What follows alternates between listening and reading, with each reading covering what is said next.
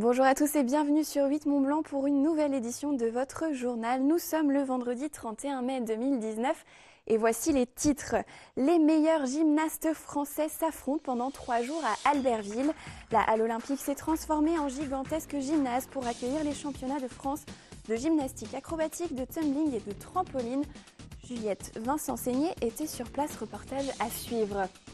Ils tentent de développer leur activité en préservant la nature. De plus en plus d'agriculteurs se lancent dans des modes de production plus respectueux de l'environnement. C'est le cas du GAEC de la Croix-Bleue à Groisy qui pratique l'agroforesterie. Nous verrons un reportage d'Inès Guillemot.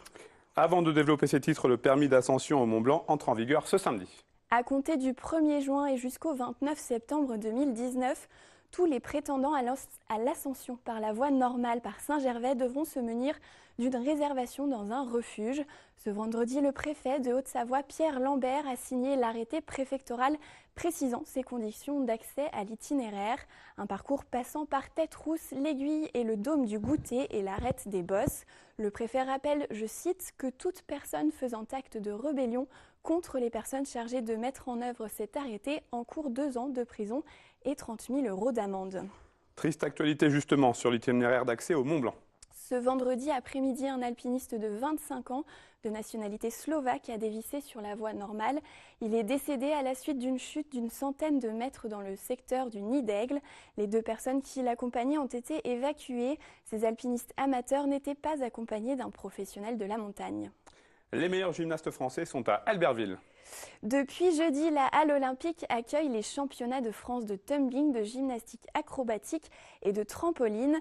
800 athlètes venus des 4 coins de la France s'affrontent en individuel ou à plusieurs. Les grandes finales auront lieu ce samedi après-midi. Juliette Vincent-Seigné est allée à la rencontre des athlètes. Reportage. Précision, rigueur, les athlètes s'échauffent et répètent leurs derniers mouvements avant de se présenter devant le jury. 2 jours intensifs pour espérer monter sur une des marches du podium. Cette année, ils sont 800 sportifs à s'être déplacés pour le championnat de France de trampoline, de tumbling et de gymnastique acrobatique. C'est le titre, c'est le titre suprême de toute la saison, la concrétisation vraiment de leur travail de même plusieurs années. C'est vraiment le titre de champion de France, des meilleurs de France dans chaque catégorie. Sur les clubs phares qu'on a, on va avoir Bois-Colombes, 92, on va avoir Talence, on va avoir Antibes, on va avoir le Cercle Paul Bert de Rennes, on a Toulouse, on a donc le club d'Albertville qui est présent en gymnastique acrobatique et le club des enfants du Renard qui sont présents en tumbling et en trampoline. Parmi les sportifs locaux, Eden Aubonnet, 12 ans, son sport c'est le trampoline. Le jeune Aixois espère une place en finale. C'est le meilleur niveau que j'ai fait en compétition et je suis fière d'être au championnat de France ici. Juste avant de passer, j'ai du stress, mais dès que je commence à sauter, j'oublie tout et je dis c'est bon, je suis partie, je peux plus reculer, donc je continue. Sentiment partagé par Noah et Elsa, tous les 2 gymnastes du club d'Albertville. Je suis stressée, mais j'essaye de ne pas le montrer pour ne pas le donner à ma voltigeuse. Et donc du coup, je suis stressée, même après, pour voir la note. On est forcément un petit peu stressé quand on est en salle d'échauffement avant le passage et surtout quand on est sur le bord du praticable, qu'on attend que les juges ils nous appellent. Mais sinon après le stress il repart et puis ça va bien. Mais pour oublier le stress, les athlètes peuvent bien évidemment compter sur le public venu en nombre les encourager. 2000 personnes sont attendues ce week-end. Plus de 170 élèves récompensés. Dans le cadre du concours national de la résistance créé il y a plus de 50 ans, il rassemble chaque année entre 35 et 60 000 collégiens et lycéens.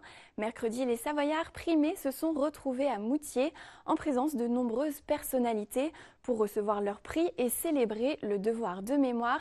Emmanuel Jaude était sur place, reportage. Sur les 257 devoirs individuels et 44 dossiers collectifs corrigés dans le département, 79 prix ont été remis ce mercredi, récompensant 173 élèves. Un beau palmarès, autant pour les étudiants que pour les institutions, qui voient là perdurer les valeurs et les souvenirs des combats menés par la France face à l'oppression. Les choses étaient faites en grand. Et le moment d'émotion que vous avez évoqué me semble aussi relevé par le fait que c'est la première année, en l'absence du colonel Desroches, qui nous a quittés en étant décédant cette année. Et le colonel Desroches avait au fond de lui-même ce devoir de mémoire qui était ancré et qu'il transmettait aux élèves, qu'il accompagnait dans des voyages, dans des conférences qu'il faisait. Et je crois que cette volonté de maintenir, parce qu'il avait une devise qui était « nous maintiendrons », cette volonté de maintenir quoi finalement? L'amour de la patrie était quelque chose qui était irrigué et qu'il irriguait dans ses conférences, d'où l'émotion qu'il y avait aujourd'hui. Entre célébration et hommage, la cérémonie de remise des prix a rassemblé plus de 300 personnes à Moutier.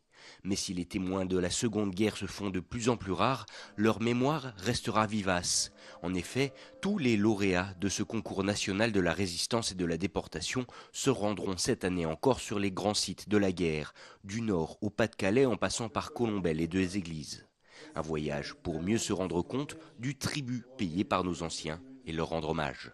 Alors moi j'ai fait un devoir individuel avec des élèves qui partaient en voyage et sur chaque lieu de mémoire j'ai exprimé leur déception parce que c'est vraiment triste de voir les camps, de vivre le moment présent. Là on n'est pas sur un camp de concentration ou autre alors que les sentiments ils sont 1000 fois multipliés quand on est sur des lieux comme ça. J'ai vraiment pris ça à cœur parce que je trouve que la transmission de mémoire, c'est quelque chose qu'il faut faire de génération en génération.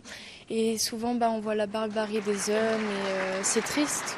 Depuis 1961, date de création du concours, ce sont donc plusieurs dizaines de milliers de jeunes qui ont donc choisi de s'investir dans ce devoir de mémoire. Une transmission toujours nécessaire aujourd'hui et qui perdure grâce à de telles initiatives sous l'œil ému des derniers témoins de cette époque. On termine avec une agriculture qui veut préserver l'environnement. De plus en plus d'agriculteurs se tournent vers l'agroforesterie ou la permaculture. À Groisy, en Haute-Savoie, le GAEC de la Croix-Bleue produit du lait pour les coopératives. Pour élever leurs 150 vaches dans de bonnes conditions, les 3 associés développent ces pratiques respectueuses de l'environnement. Inès Guillemot a rencontré l'un de ces éleveurs. Reportage. L'heure est aux premières fenaisons pour la Croix-Bleue. L'exploitation stocke les foins pour assurer la production d'hiver. Un travail au rythme des saisons, puisqu'ici prairie permanente et pâturage dominent. Une philosophie que cultive Jean-Michel Rémillon depuis maintenant 30 ans. Pour nous, le terroir, ce n'est pas qu'une photo de vache sur un reblochon. C'est bien des animaux qui sortent dehors, qui vont pâturer. Donc quand les conditions sont favorables, elles pâturent jour et nuit, ce qui limite les apports de concentré et nous permet une production laitière, surtout au printemps, à moindre coût.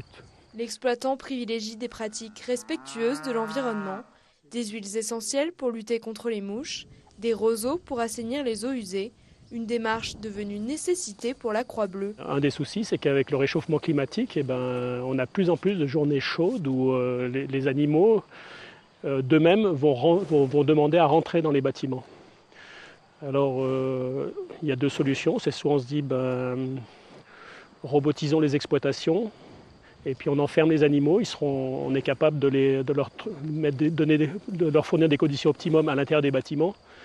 Mais par contre, on n'est plus du tout en phase avec un cahier des charges qui demande à ce que, produisant un reblochon en montagne, il y a quand même une obligation à ce que les animaux pâturent. Et c'est la moindre des choses. Pour préserver son troupeau, Jean-Michel Rémillon replante des arbres, des vergers qui serviront d'abri pour les animaux, mais pas seulement. L'agroforesterie, c'est aussi de la production de bois.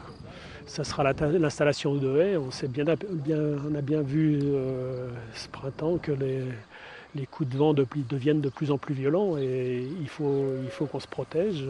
On s'aperçoit que à l'ombre des haies, tout ça, l'herbe a beaucoup plus de productivité. La Croix-Bleue s'adapte et diversifie ses activités.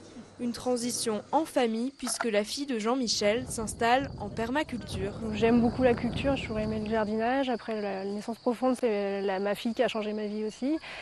Et puis la reprise de l'exploitation, ne pas laisser filer mais faire différemment. Camille et son conjoint débuteront les récoltes au mois de septembre. La relève est assurée pour la Croix-Bleue. C'est la fin de cette édition. Merci pour votre fidélité à 8 Mont-Blanc. Merci à toute l'équipe. Seb, je te laisse conclure. Lundi, vous retrouverez Clémence Roaldès pour un nouveau journal. Passez un délicieux week-end et à bientôt.